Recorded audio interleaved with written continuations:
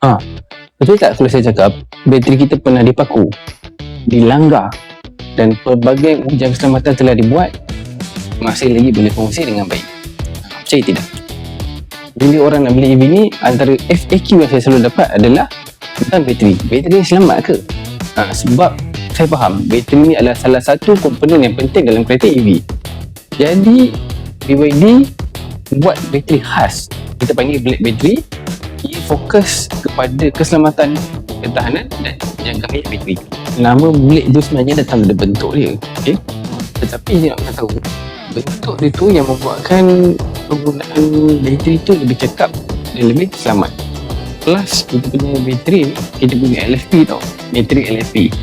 LFP ni kelebihan dia tahan lama dan jangka hayat dia lebih panjang. That's why ramai yang yakin dengan kereta BYD punya black battery.